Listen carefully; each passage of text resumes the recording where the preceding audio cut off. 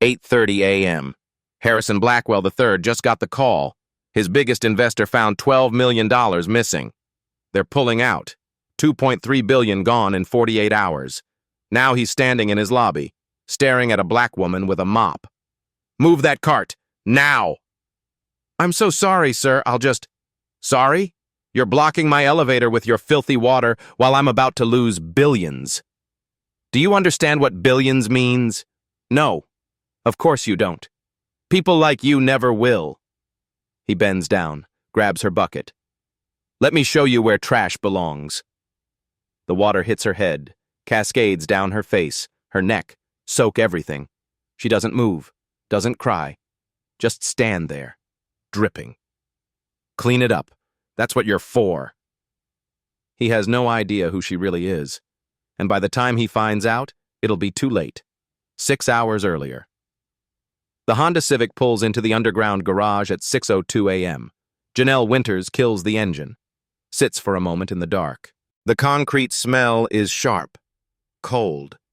She can hear water dripping somewhere in the distance. She pops the trunk, pulls out her cleaning uniform, navy blue, worn at the elbows. It smells like industrial detergent. The basement locker room is empty. Fluorescent lights hum overhead. Janelle changes quickly, hangs her blazer on the hook inside her locker. Behind the blazer, hidden under a stack of cleaning rags, sits a leather folder. The tab reads, "Blackwell Financial, Evidence." She doesn't open it. Not yet. On the top shelf, 3 textbooks: Executive MBA Program, Financial Fraud Detection, Corporate Law. A tablet tucked between them shows stock analysis, offshore account patterns, transaction histories going back 6 months. Maria walks in. Older Latina woman, kind eyes.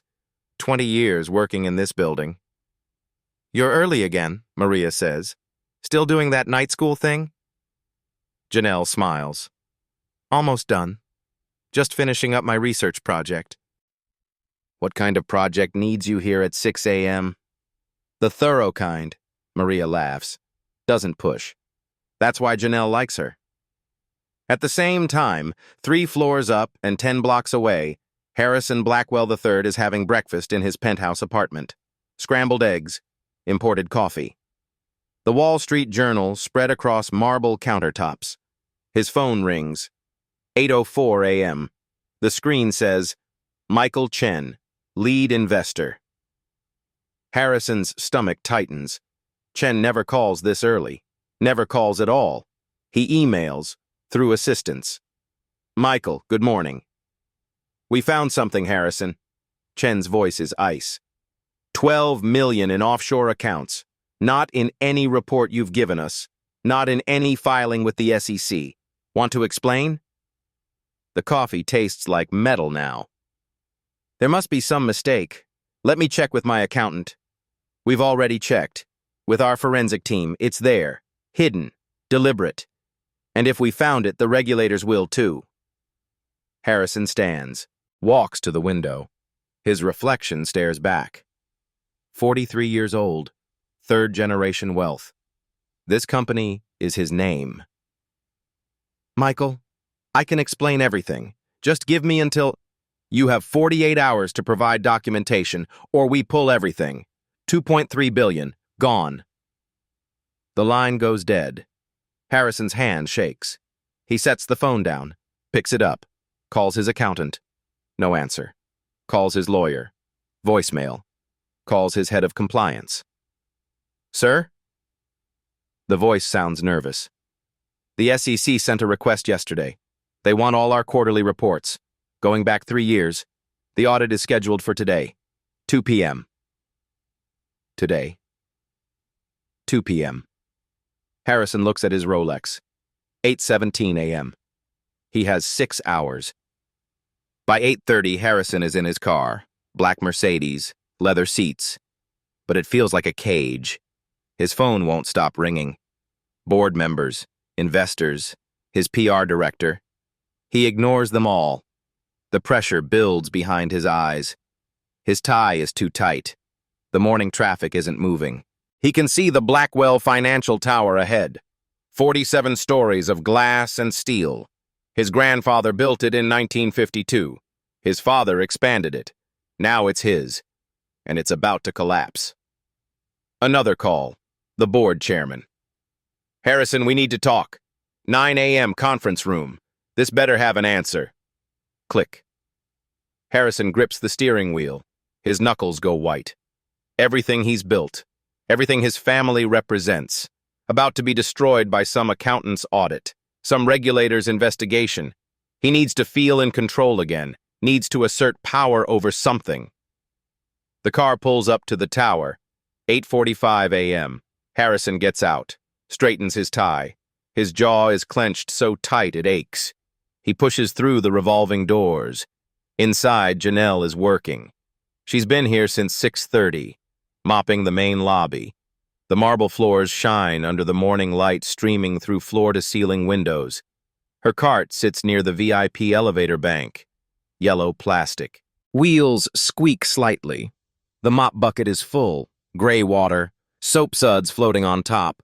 She's wearing earbuds. Classical music. Vivaldi. It helps her think. She doesn't see Harrison coming. Doesn't hear his shoes hitting the marble. Doesn't notice his face.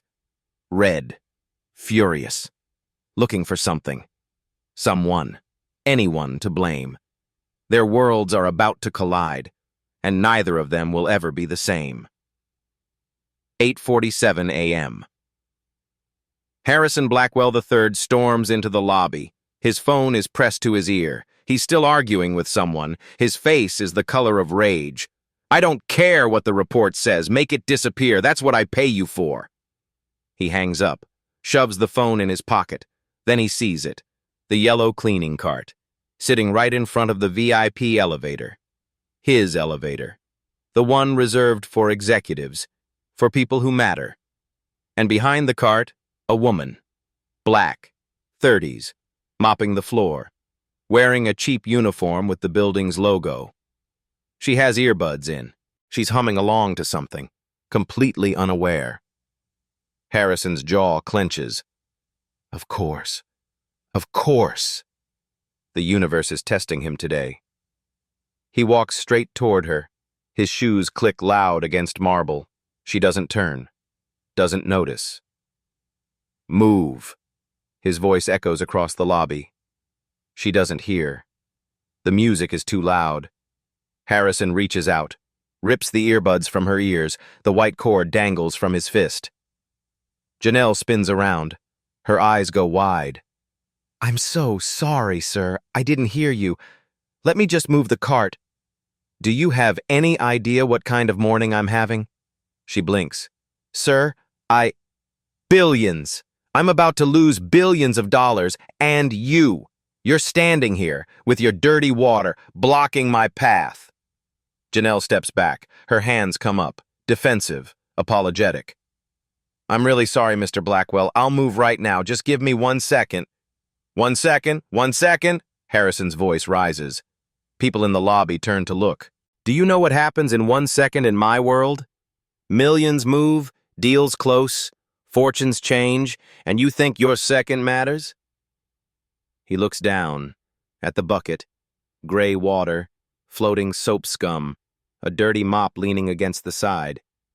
Something in him snaps. You want to know what you're worth? He bends down, wraps both hands around the bucket handle. Let me show you. Janelle's eyes widen. Sir, please don't. Too late. Harrison lifts the bucket, swings it up, and dumps the entire contents over her head. The water hits like a wave, cold, filthy. It drenches her hair, runs down her face, her neck, soaks through her uniform. Dark patches spread across the fabric. The water pools at her feet. Soap suds cling to her shoulders. She stands there, frozen, dripping. The lobby goes silent. Harrison drops the empty bucket. It clatters against the marble, loud, final. There, he says. Now you look like what you really are. Dirty, worthless. Someone who cleans up after people like me. Janelle doesn't move. Water drips from her chin. Her hands hang at her sides. She just stares at him. Her face is blank. No tears, no anger. Just that stare. It unnerves him. Just for a second. Then Harrison sees the crowd. 20 people, maybe more, standing in the lobby, watching. Some have their phones out, recording. Good. Let them see. Let them know what happens when you get in his way. "What are you all looking at?" Harrison snaps. "She'll clean it up. That's her job." He turns toward the elevator, presses the button. The doors open immediately. He steps inside. As the doors close, he sees her, still standing there, still dripping, still staring. The doors shut. Harrison takes a breath. His heart is pounding. But he feels better. More in control. He needed that. The elevator rises. 47 floors. To his office. To his world. He has no idea what he just started. Back in the lobby, Janelle finally moves. Slowly. Deliberately. She reaches into her pocket. Pulls out her phone. The screen is wet, but it still works. She wipes it dry on the only part of her uniform that isn't soaked. Then she opens the camera app. Starts recording. For the record, her voice is steady. Calm. Today is Friday, December 2nd. The time is 8:49 a.m. My name is Janelle Winters. I am an employee of this building. What you just witnessed was Harrison Blackwell III, CEO of Blackwell Financial, assaulting me with a bucket of dirty water. She pans the camera, shows the wet floor, the empty bucket, her soaked uniform. There are approximately 20 witnesses. Security cameras captured everything. I am documenting this for legal purposes. She stops recording, saves the video. A woman approaches, mid-40s, expensive suit. She looks horrified. "Are you okay? Oh my God, I can't believe he just did that. Here, let me help." "I'm fine," Janelle says. "But thank you. I got it on video. Do you want me to send it to you?" Janelle nods. "Please. And if you could send it to the building security office as well." "Absolutely. That was disgusting. He can't treat people like that." More people gather, offering help, offering outrage. 3 more people volunteer their videos. The building manager rushes over. Kenneth Walsh, 62, white, been here 30 years. He's sweating. "Janelle." "Oh no. Oh no. Let's get you to the locker room, get you cleaned up." "Thank you, Mr. Walsh. And listen." His voice drops. "Mr. Blackwell is under a lot of stress today. Big audit. Investor troubles. I'm sure he didn't mean—" Janelle looks at him. That same blank stare she gave Harrison. "He dumped a bucket of water on my head, Mr. Walsh, on purpose, while calling me worthless, in front of witnesses. You think he didn't mean that?" Kenneth shifts, uncomfortable. "I'll talk to him. I'm sure we can work this out." "I'm sure we can," Janelle says. "Is there anything else?"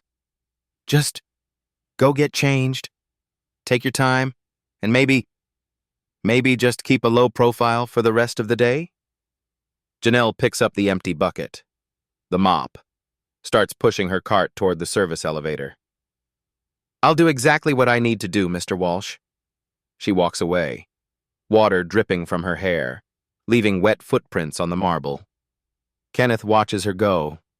He has a bad feeling about this. A very bad feeling. He pulls out his phone, texts Harrison's assistant. "We might have a problem." In the basement locker room, Janelle strips off her soaked uniform, hangs it in her locker. She stands there in her undershirt and pants. Water still drips from her hair. She's not crying, not shaking. Her breathing is steady. She opens her locker, pulls out a towel, dries her face, her neck, her arms. Then she reaches behind the stack of cleaning supplies, pulls out the leather folder. opens it. Inside, 6 months of documentation, photos of financial records, printed emails, transaction logs, a USB drive containing recorded phone calls, and a business card. Plain, white, black text. Janelle Summers Winters, ESQ, Civil Rights Attorney, New York State Bar. She pulls out her personal phone, the one she doesn't use for work, sends a text to an unsaved number. It happened. Even better than expected. He assaulted me on camera. Multiple witnesses. Moving to phase 2. The response comes 30 seconds later. Standing by. AG is ready when you are. Janelle closes the folder, puts it back, pulls out a spare uniform from her locker, gets dressed. She checks her work phone. Already 3 text messages from unknown numbers. I saw what happened. I got video. Let me know if you need it. That was horrible. Are you pressing charges? Everyone's talking about it. It's already on Twitter. Janelle opens Twitter. Searches for Blackwell Financial. The first post is from 11 minutes ago. A video. Shaky phone footage. Shows Harrison dumping the water. Shows Janelle standing there, dripping. The caption, CEO of Blackwell Financial publicly humiliates black cleaning woman. This is corporate America. 300 retweets already, 500 likes. The numbers are climbing. Janelle screenshots it, saves it to her evidence folder. Then she goes back upstairs, back to work. She has a floor to finish mopping, and a case to close. By 9:15 a.m., the video has 15,000 views. By 9:30, it's 50,000. By 10 a.m., it's viral. 200,000 people have watched Harrison Blackwell III dump dirty water on a black woman's head. The comments are brutal. This is racism, plain and simple. Fire him. Now. I'm calling every investor in that company. This is why we need better laws. But some defend him. We don't know the full context. Maybe she was rude to him first. People are so sensitive these days. The debate rages. The video spreads. News outlets start picking it up. And upstairs, on the 47th floor, Harrison Blackwell III is in a meeting with his board, trying to explain where $12 million went. He has no idea his face is all over the internet. Not yet. 9:00 a.m.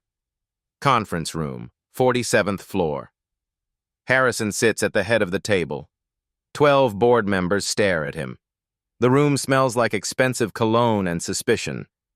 David Sterling, the lead counsel, has papers spread in front of him. Numbers, accounts, evidence. Harrison, we need an explanation. $12 million in offshore accounts. Not disclosed, not reported. The SEC is asking questions. Harrison loosens his tie. The air conditioning is on, but he's sweating. It's a tax strategy, completely legal. My accountants can explain.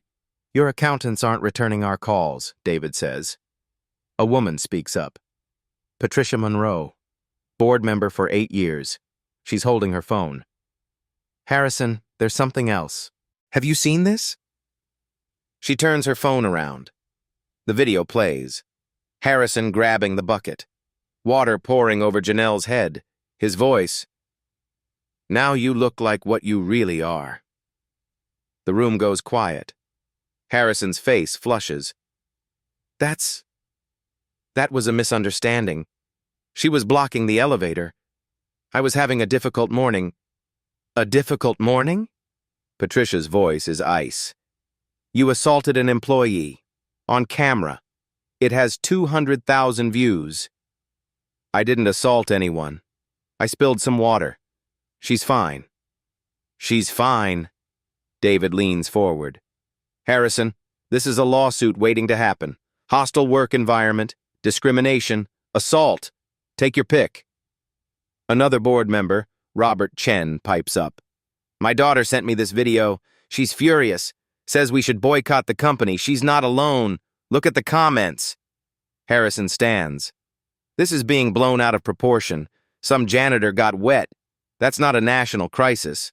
The way he says janitor makes everyone uncomfortable. Patricia sets her phone down. We need damage control, a statement, an apology. I'm not apologizing. Excuse me?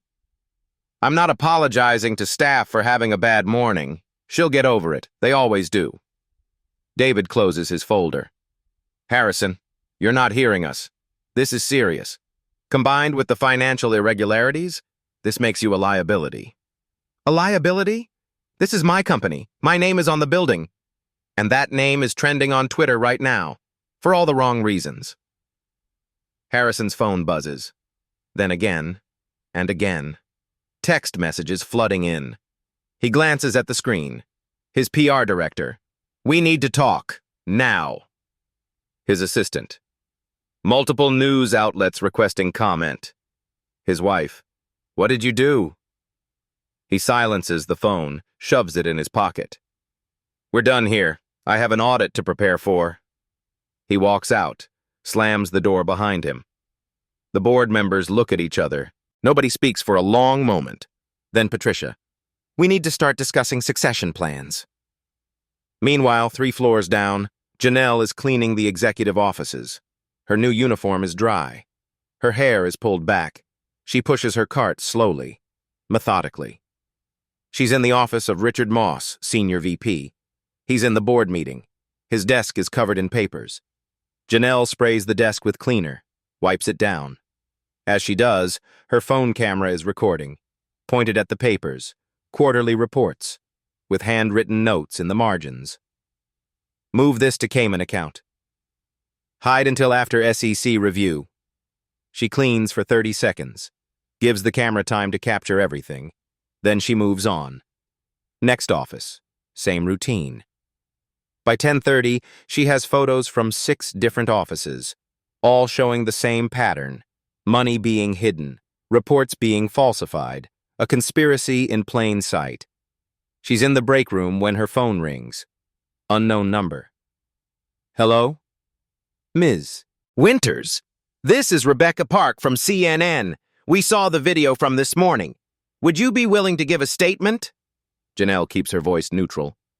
I appreciate you reaching out, but I need to handle this through proper channels first. We'd love to tell your story. What happened to you was wrong. I agree, but now's not the right time. Thank you. She hangs up. 2 more calls come in. MSNBC, local news. She ignores them. Her work phone buzzes. Text from Kenneth Walsh, the building manager.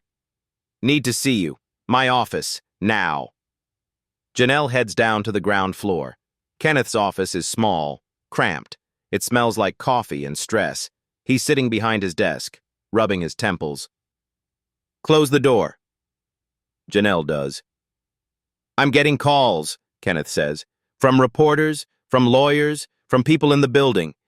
Everyone wants to talk about what happened this morning. I imagine they do. Mr. Blackwell called me. He wants you terminated, effective immediately. Janelle doesn't react, just waits. But I can't do that, Kenneth continues. Not without proper documentation, not with that video everywhere. It would look like retaliation. It would be retaliation, Kenneth sighs. Look, between you and me, what he did was wrong. I know that, you know that.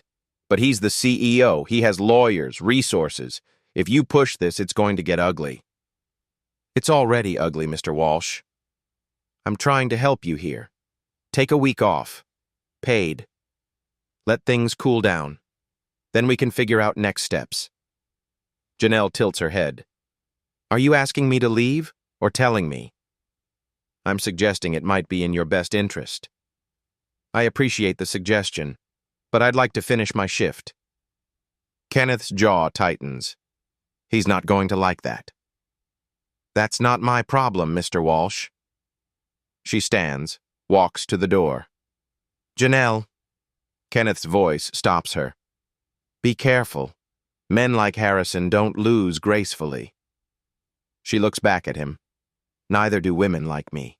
By noon, the video has 1 million views. News outlets are running stories. CEO caught on camera humiliating employee. Blackwell Financial under fire after viral video. Harrison's PR team issues a statement. Mr. Blackwell regrets any misunderstanding from this morning's incident. He was under significant stress and reacted inappropriately. He values all employees and is committed to a respectful workplace. The internet isn't buying it. Regrets any misunderstanding? He dumped water on her head. This isn't an apology, it's damage control. He should be arrested. At 1:00 p.m., Janelle is back on the executive floor. She's cleaning the windows in the hallway outside the main conference room. The audit is happening inside. Federal regulators, accountants, lawyers. She can't hear everything, but she catches pieces. These numbers don't match your filed reports. We need documentation for these transfers.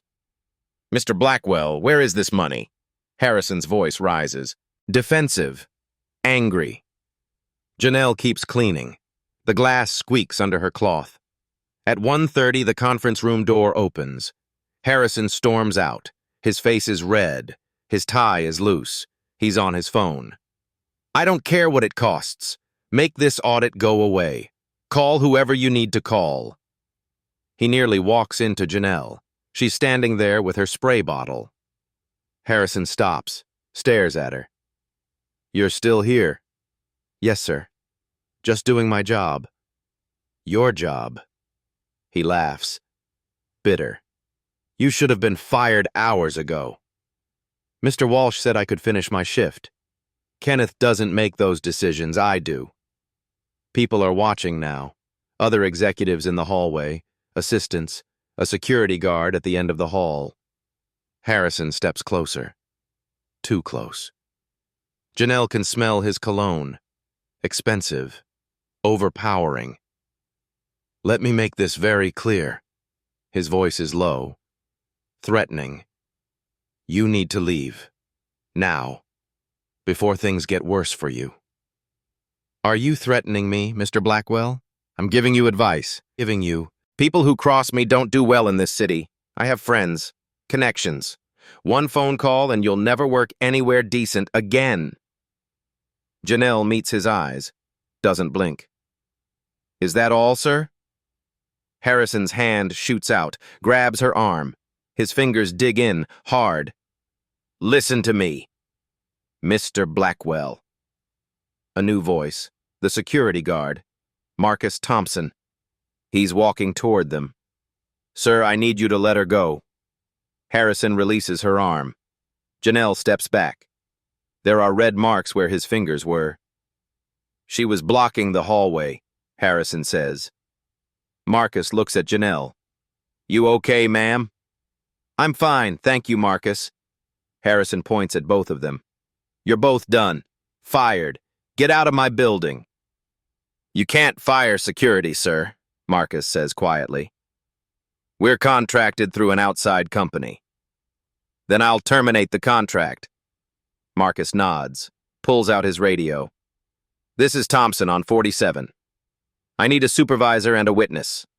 Executive assault situation. Harrison's eyes widen. Assault? I didn't assault anyone. You grabbed her arm, sir. That's physical contact without consent. That's assault. Other people are filming now, phones out, recording. Harrison realizes his mistake. He's done it again, in front of witnesses, on camera. He straightens his tie, tries to compose himself.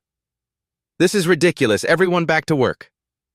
He walks away, fast. His shoes click against the tile. Marcus turns to Janelle. You need to report this, officially. I will, thank you, Marcus. I've worked here for 12 years, never seen him like this. Man's losing it. Janelle rubs her arm. The marks are already darkening, bruises forming. Can I get photos? She asks. For documentation? Marcus takes 3 pictures with his phone, close-ups of the fingerprint bruises. He sends them to her. You're building a case, he says. Not a question. Janelle doesn't answer, just nods. Good, Marcus says. Someone needs to stop him. By 2:00 p.m., The audit breaks for lunch. The federal investigators look grim. They've found something. A lot of somethings. Harrison is in his office, door closed, yelling at someone on the phone, and Janelle is in the basement, changing her clothes. Again. But this time, she's not putting on a janitor's uniform. She's putting on a suit. 2:30 p.m. The conference room is full. 15 investors, the audit team, board members. Harrison stands at the head of the table. His presentation is on the screen behind him. Charts, graphs, numbers that don't quite add up. He's in the middle of explaining offshore tax strategies when the door opens. Everyone turns. A woman walks in. Black. 30s. But she's not wearing a janitor's uniform anymore. She's wearing a charcoal gray suit. Tailored, expensive. Her hair is down, professional. She carries a leather briefcase. Harrison's brain stutters. He knows that face. But the context is all wrong. "Security," he says. "Get her out of here. Now!" The woman doesn't stop walking. She moves to the center of the room, sets her briefcase on the table. Behind her, 3 more people enter. A man in a dark suit, federal badge on his belt, 2 NYPD officers in uniform, and then another man. Older, distinguished. Harrison recognizes him from the news. Robert Kaufman, Attorney General of New York State. The room freezes. Janelle speaks. Her voice is different now, confident, authoritative, the voice of someone used to be in courtrooms. "Good afternoon, gentlemen. I apologize for the interruption, but this won't take long." Harrison's face goes pale, then red. "What the hell is this?" "Mr. Harrison Blackwell III. Janelle opens her briefcase, pulls out a folder. "My name is Janelle Summers Winters. I'm an attorney with the New York State Bar, Civil Rights Division. I've also worked as a federal prosecutor for 6 years. She slides a business card across the table. It lands in front of Harrison. Janelle Summers. Winters. SQ. Civil Rights Attorney, J.D., Columbia Law School. Former Assistant, U.S. Attorney. SDNY Harrison picks it up. His hand is shaking. For the past 6 months, Janelle continues, I have been working undercover in this building, as part of a joint investigation by the Attorney General's office and the FBI. Patricia Monroe, the board member, leans forward. Investigating what? Initially, workplace discrimination. Multiple complaints were filed over the past 3 years. Hostile work environment, racial harassment, sexual misconduct. None were properly investigated. She pulls out another document, sets it on the table. But as I gathered evidence on the discrimination charges, I discovered something else. Financial fraud. On a massive scale. The Attorney General steps forward. Mr. Blackwell, we have documentation of $12 million in fraudulent transactions, offshore accounts used to hide money from investors and regulators, falsified quarterly reports, tax evasion, securities fraud. Harrison stands. This is entrapment. You can't. Entrapment? Janelle's voice is sharp. I worked as a janitor. I cleaned floors. I observed. I documented. I didn't coerce you into anything. You committed these crimes on your own. She turns to the room, makes eye contact with each person. This morning, Mr. Blackwell dumped a bucket of dirty water on my head, in front of witnesses, while calling me worthless. He did this because he was angry about losing money, because he needed to feel powerful. She rolls up her sleeve, shows her arm. The bruises are dark purple now, fingerprint-shaped. An hour ago, he physically assaulted me, grabbed my arm, threatened my livelihood, again in front of witnesses, again on camera. She looks directly at Harrison. You had every opportunity to treat people with dignity. Instead, you showed us exactly who you are. Harrison's lawyer, David Sterling, speaks up. Ms. Winters, this is highly irregular. If you have charges to file... Oh, we're filing charges. The Attorney General nods to the federal agent. "Mr. Blackwell, you're under arrest." The room erupts. People standing, talking over each other, phones coming out. Harrison backs away. "You can't do this. Do you know who I am? Who my family is?" "That's exactly why we're doing this," the Attorney General says, "because you thought your name put you above the law." The officers move toward Harrison. One of them has handcuffs out. "Everything you did today," Janelle says, "the water, the threats, the assault, that was just confirmation. But the real crimes? Those were already documented. 6 months of evidence, recordings, photos, financial records, testimony from 47 employees." She opens another folder, spreads documents across the table, bank statements, emails with offshore account numbers, photos of falsified reports, a USB drive. "The bucket of water this morning?" Janelle's voice is quiet now, deadly. "That video has 3 million views. Your face is everywhere. The symbol of corporate racism and corruption."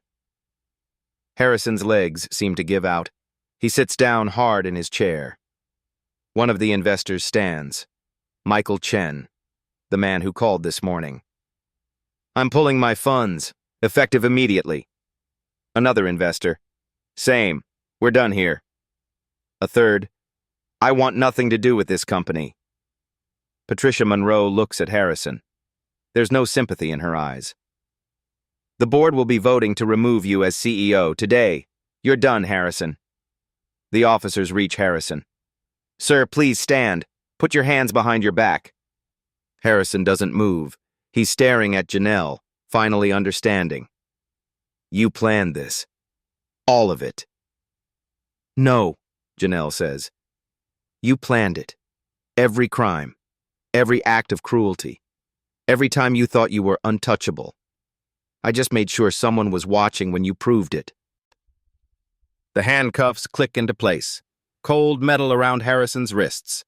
"Harrison Blackwell III, you're under arrest for securities fraud, money laundering, tax evasion, assault, and civil rights violations. You have the right to remain silent." The officer reads him his Miranda rights. But Harrison isn't listening. He's still staring at Janelle. She picks up her briefcase, closes it with a sharp snap. "Oh, and Mr. Blackwell, about that important job you mentioned this morning, taking down people like you. That's the most important job there is." She walks toward the door, stops, looks back. "Enjoy the perp walk. The news crews are waiting downstairs." Then she's gone. The officers lead Harrison out. His expensive suit, his Rolex watch, his last name. None of it matters now. The man who owned a building can't even own his freedom.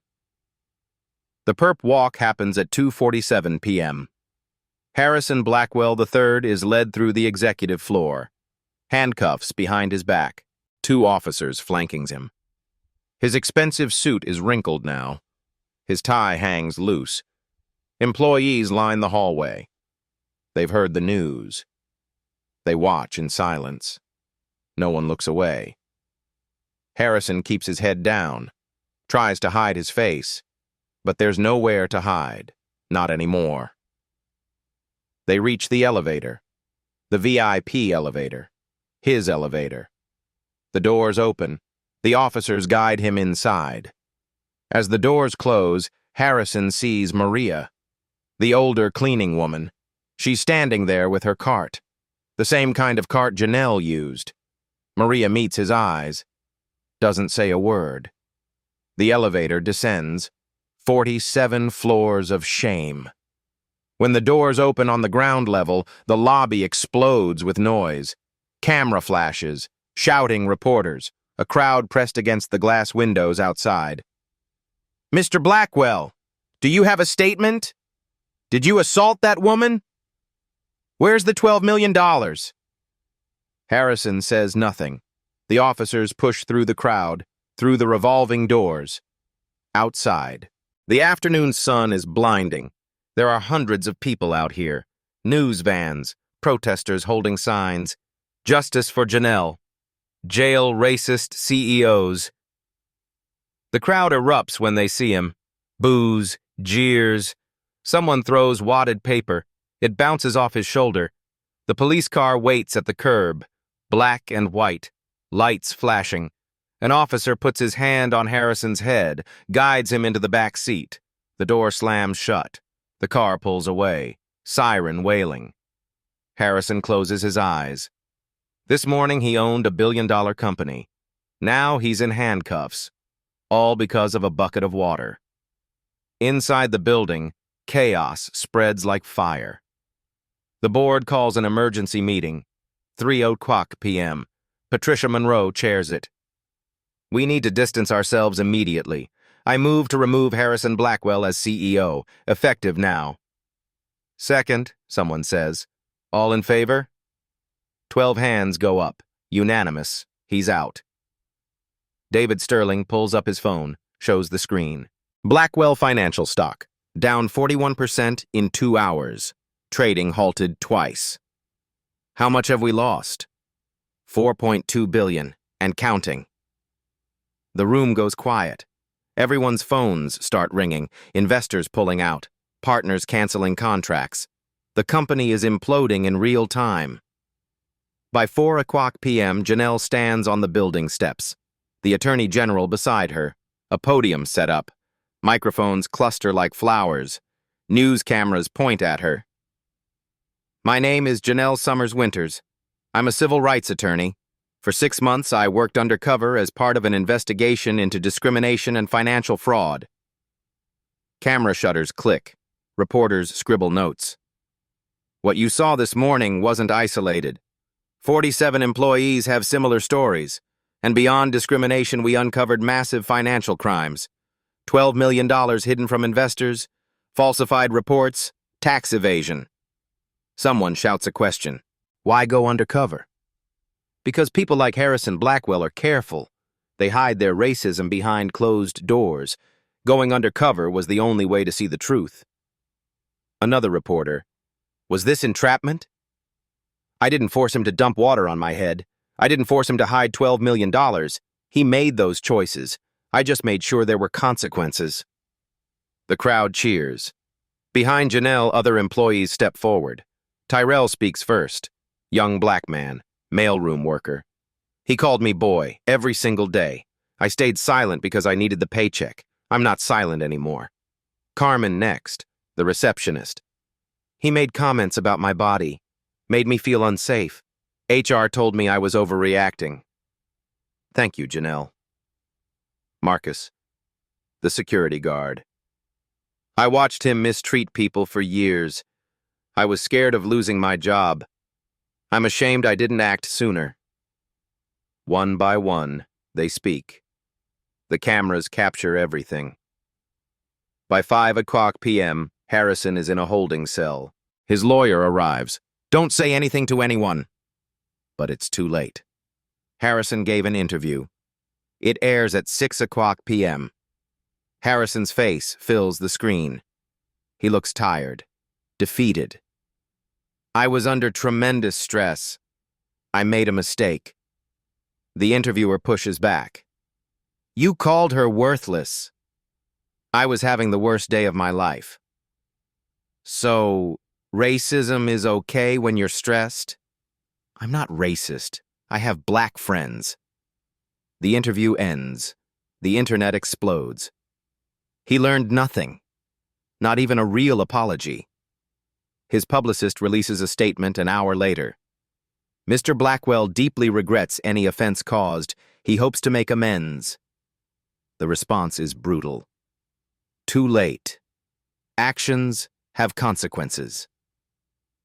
By midnight, Harrison Blackwell's name is the #1 trend worldwide. 3 million people have watched the video. His life as he knew it is over, and it's only been 12 hours. 3 months later, federal courthouse, downtown Manhattan. The courtroom smells like old wood and tension. High ceilings, dark panels, American flag in the corner. Judge Patricia Hernandez presides. She's been on the bench for 20 years. She's seen everything. Harrison sits at the defendant's table. His suit is different now, off the rack. His lawyers couldn't afford to keep working for him. Most of his assets are frozen. The prosecution table is crowded. Federal prosecutors, the Attorney General's team, and Janelle. She's there as a witness, as the person who brought it all down. The charges are read aloud. The list takes 3 minutes. 12 counts of securities fraud, 8 counts of money laundering, 15 counts of civil rights violations, conspiracy to defraud investors, obstruction of justice, assault. Harrison pleads not guilty to everything.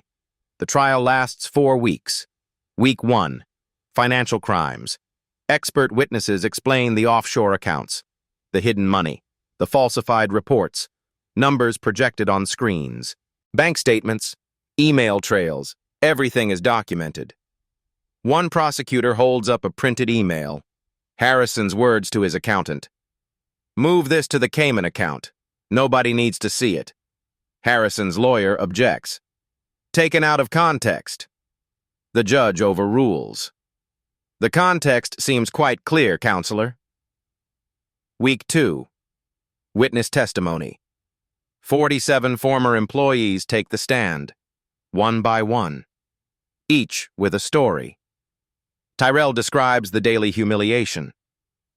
He'd snap his fingers at me, call me boy. When I brought him coffee, he'd inspect it like I might have spit in it. He said that, out loud. Carmen talks about the inappropriate comments, the late-night requests to work alone. He made me feel like an object, not a person. A junior analyst, Priya, describes her performance review. He told investors I was surprisingly articulate, then looked at me and said, "For someone like you." Everyone knew what he meant. Harrison's lawyer tries to discredit them. Isn't it true you were fired for performance issues? No, I quit because I couldn't take it anymore. Isn't it possible you're exaggerating to get a settlement? I don't need a settlement. I need him to face consequences. The jury watches, takes notes. Some look angry, others look disgusted. Week 3. The video evidence, the bucket incident plays on a screen. Full resolution, sound on. You can hear everything. Harrison's voice. People like you. The water splashing, Janelle's silence. The jury watches, some wince. One woman covers her mouth. Then the security footage from later that day. Harrison grabbing Janelle's arm. The bruises forming. His threat. One phone call and you'll never work in this city again. More witnesses. People who saw it happen. The security guard, Marcus, testifies. I've worked security for 15 years. I know assault when I see it. That was assault. Harrison's lawyer cross-examines. Isn't it true, Ms. Winters was undercover? That she was trying to provoke him? She was mopping a floor. He attacked her. But she was secretly recording everything. Isn't that entrapment? Marcus leans forward. Sir, being recorded doesn't make you commit crimes. It just means people see you doing it. The courtroom murmurs. The judge gavels for silence. Week 4. Janelle takes the stand. She's sworn in, sits down. The prosecutor starts gently. Ms. Winters, can you describe your role in this investigation?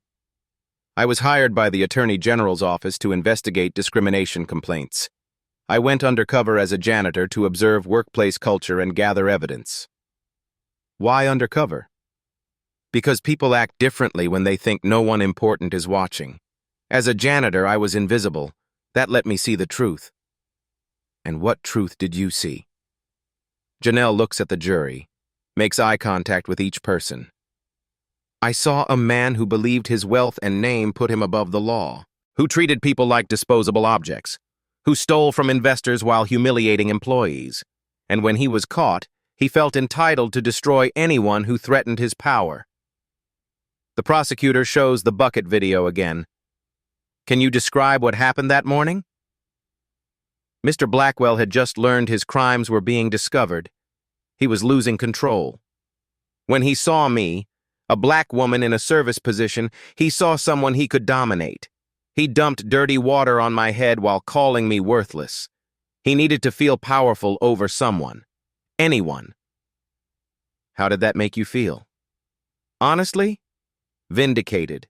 Because in that moment, he proved everything we'd suspected about his character. He showed the world who he really was. Harrison's lawyer cross-examines, tries to rattle her, fails. Ms. Winters, isn't it true you manipulated my client, set him up? I documented his behavior, his choices, his crimes. He set himself up. You recorded conversations without consent. I had a warrant. Everything I did was legal. Everything he did was not. You wanted him to fail. No, counselor, I wanted justice. There's a difference. The jury deliberates for 4 hours. Not long. They return at 3:00 p.m. on a Thursday. The foreman stands, an older black man, retired teacher. On the count of securities fraud, how do you find? Guilty. On the count of money laundering? Guilty. On the count of civil rights violations? Guilty. Guilty. Guilty. Guilty.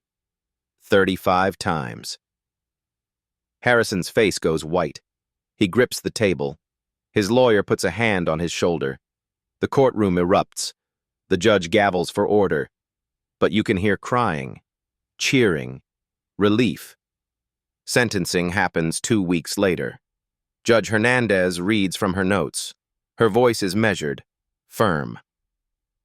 Mr. Blackwell, you were given every advantage in life, wealth, education, opportunity.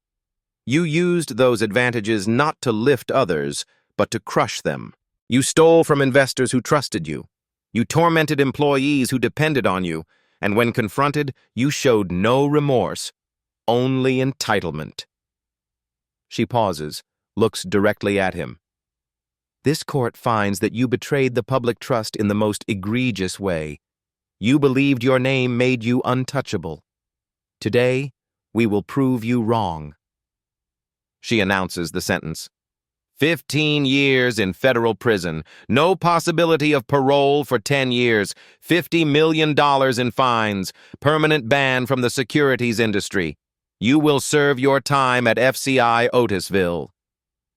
Harrison stands, tries to speak. No words come. The bailiff leads him away, back to handcuffs, back to a cell. The civil lawsuits settle quickly after that. The company, what's left of it, pays $85 million to 127 former employees. Harrison's personal assets add another $23 million. Blackwell Financial is dissolved. The building was sold. Assets distributed. The SEC launches investigations into 40 other firms. The Blackwell effect spreads. New regulations pass. Mandatory diversity reporting. Protected whistleblower status. Stricter oversight. 6 months after the arrest, Janelle visits the building. It's been renovated. The ground floor now houses a free civil rights clinic. The lobby where Harrison dumped water on her head? Now it's a welcome center for people seeking legal help. There's a plaque on the wall, bronze, simple. In memory of all who suffered here. In honor of those who fought back. The bucket sits in a glass case. A museum piece now. A reminder. Janelle stands in front of it. Remember that morning. The cold water. The humiliation. The moment everything changed. A young woman approaches. College student. Intern at the clinic. Ms. Winters? There's someone here who needs help. Workplace discrimination case. She saw your story. It gave her courage to come forward. Janelle smiles. I'll be right there, right? She takes one last look at the bucket, then walks away. There's work to do. Justice isn't a moment. It's a movement. 1 year later, Janelle stands in the lobby of what used to be Blackwell Financial Tower. Sunlight streams through the windows, but everything else is different now. The cold marble has been replaced with warm wood. The corporate logos are gone. In their place, a sign, Metropolitan Civil Rights Legal Center, free services for all. Janelle is here for the anniversary event. 1 year since the arrest. 1 year since everything changed. She walks to the spot, the exact place where Harrison dumped that bucket, where her life could have gone so differently. She pauses, remembers. A reporter approaches, young woman, microphone in hand. Ms. Winters, can I ask you a question? A lot of people say you went too far, that the undercover operation was deceptive. What do you say to them? Janelle smiles. She's heard this before. I say this. I didn't force Harrison to be racist. I didn't force him to steal. I didn't force him to assault me. Those were his choices. I just made sure someone was watching when he made them. Do you have any regrets? Only one. That it took 6 months. That 47 people had to suffer before we had enough evidence. That's what I regret. The reporter nods. Thanks to her, moves on to interview others. Janelle looks around the lobby. It's full of people today. Former employees, community members, journalists. They're here to celebrate, to remember, to acknowledge what happened. Maria is here, the cleaning woman who asked about night school. She waves at Janelle, smiles. Tyrell is here too. He's wearing a suit now. College student, full scholarship, business major. He's already landed an internship at a Fortune 500 company, one with actual diversity policies. Carmen started her own consulting firm. She helps companies create safe workplaces. She's already worked with 15 organizations. The demand is overwhelming. Marcus retired from security. Now he trains other guards, teaches them how to recognize abuse, how to intervene, how to be witnesses instead of bystanders. They all gather near the plaque, the one that honors their courage. Janelle steps to the microphone. The room quiets. 1 year ago, a man dumped dirty water on my head. He thought he was showing power. Instead, he revealed weakness, cruelty, corruption. She pauses, lets that settle. But this story isn't about him. It's about everyone who refused to stay silent, everyone who came forward, everyone who said enough. Applause ripples through the room. Since that day, we've helped 3,000 people through this clinic. We've recovered $340 million for victims of workplace discrimination nationwide. We've seen 89 executives prosecuted for similar crimes. 15 major companies have reformed their policies. More applause. Louder now. A new law was passed. Stronger penalties for workplace discrimination. Better protection for whistleblowers. Some people call it Janelle's Law, but it belongs to all of us. Everyone who fought for it. She looks at the faces in the crowd. Survivors, advocates, people who believed change was possible. This isn't just one story. It happens everywhere. Maybe not with buckets and water, but with words, with systems, with silence. The question isn't whether you've seen it. She pauses for effect. The question is, what will you do when you see it? The room is silent. Everyone is thinking, considering. If this story moved you, don't just feel. Act. Share it. Make it viral. Make it impossible to ignore. Because every share is a reminder that accountability is possible. She gestures to the clinic behind her. If you're facing discrimination, there's help. You don't have to stay silent. Your voice matters. Resources are available. Use them. Use. Che. A screen behind her lights up, shows hotline numbers, legal aid websites, support organizations. And if you believe in justice, if you believe in accountability, let people know. Comment. Subscribe. Follow. Because we have more stories to tell. More battles to win. Janelle steps back from the microphone, but then she stops. One more thing. Some people say Harrison deserved a second chance, that everyone makes mistakes, that his life was destroyed over one bad day. She lets that hang in the air. So here's my question for you. When someone shows you who they really are, Repeatedly. Publicly. Proudly. When they hurt people without remorse. When they steal without shame. When they abuse power without consequence. She looks directly at the camera. How many chances did they already waste? The room erupts. Some applaud, some nod, some pull out phones to comment. The debate begins immediately. Janelle walks to the glass case. The bucket sits inside. That yellow plastic bucket that changed everything. There's a small plaque beneath it. Where injustice ended, justice began. December 2nd, 2024. She touches the glass, smiles, then turns to greet the next person who needs her help. A young black woman, nervous, clutching papers. Ms. Winters, I saw your video. What happened to you? It gave me courage. My boss, he's been... I understand, Janelle says. Come with me. Let's talk. You're not alone anymore. They walk together toward the clinic offices, past the bucket, past the plaque, into a future where silence isn't the only option. The camera holds on the bucket, then slowly pans up, to the windows, to the sky, to possibility. Text appears on screen. Justice is not a moment, it's a movement. #accountability matters, #justice served. For help with workplace discrimination, eeoc.gov, 1-800-669-4000.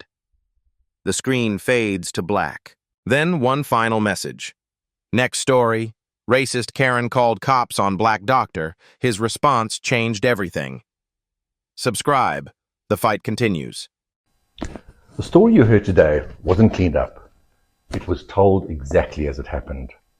At Black Voices Uncut, we believe that's the only way truth can live. If you felt something, hit like, comment, and your reaction, and subscribe. Every week, we bring you voices that refuse to be silenced.